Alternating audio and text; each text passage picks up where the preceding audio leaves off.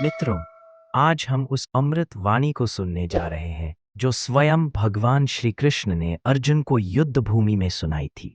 वह वाणी केवल अर्जुन के लिए नहीं, बल्कि संपूर्ण मानव जाति के लिए है। यह है भगवद गीता। आइए श्रद्धा से बैठकर मन को शांत करके कृष्ण वचनों को सुने और जीवन में उतारे। हे अर्जुन, यह शरीर नश्वर है पर आत्मा अमर है। जन्म और मृत्यु केवल वस्त्र बदलने जैसे हैं। जैसे मनुष्य पुराने कपड़े उतारकर नए पहनता है, वैसे ही आत्मा नए शरीर धारण करती है।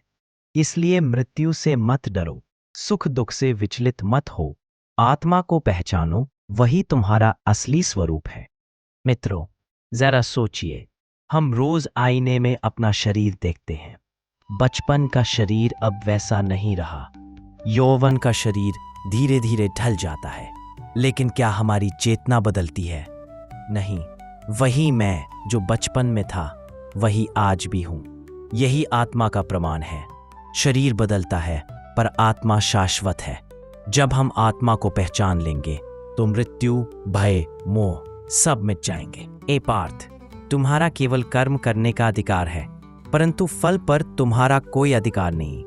उदाहरण के लिए, एक किसान बीज बोता है, वह मेहनत करता है, लेकिन बारिश होगी या नहीं ये उसके हाथ में नहीं। फिर भी वह अपना कर्तव्य निभाता है।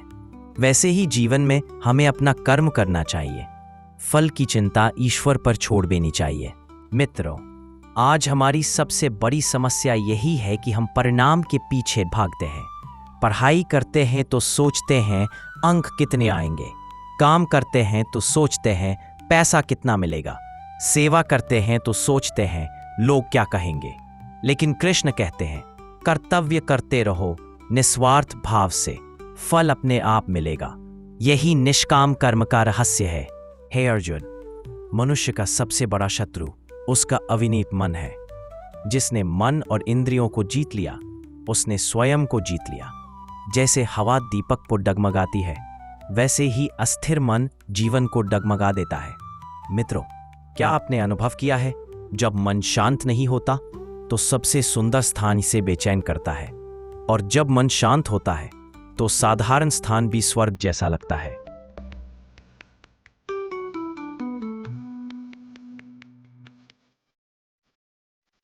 हे अर्जुन, योग का अर्थ है आत्मा और परमात्मा का मिलन। योगी वह है जो संतुलन में रहता है। न अधिक सोता है, न अधिक जागता है, न अधिक खाता है, न अधिक उपवास करता है। हर स्थिति में संभाव रखता है। मित्रों, हमारे जीवन की अधिकांश परेशानियां असंतुलन की वजह से हैं। कभी काम इतना कि स्वास्थ्य बिगड़ जाता है, कभी आराम इतना कि काम छूट जाता है। योग यही सिखाता है, संतुलन। हे पार्थ, यदि तुम सच्चे मन से मेरा स्मरण करोगे तो मैं सदैव तुम्हारे साथ रहूंगा। मुझे फूल, फल, पत्ता या जल भी भक्ति से अर्पित करो, मैं उसे स्वीकार करूंगा। मित्रों, भगवान को सोना चांदी नहीं चाहिए, उन्हें चाहिए प्रेम से भरा हृदय। और याद रखो, जीवन में कोई भी शुभ कार्य व्यर्थ नहीं जाता। सत्कर्म समय आने पर अवश्य फल देते हैं। हे अर्जुन, जो हुआ वह अच्छा हुआ, जो हो रहा है वह भी अच्छा हो रहा है, और जो होगा वह भी अच्छा ही होगा।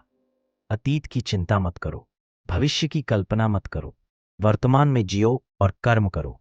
हे पार्थ, सभी धर्म और कर्तव्य को त्याग कर केवल मेरी शरण में आ जाओ। मैं तुम्हें हर पाप और बंधन से मुक्त कर दूंगा।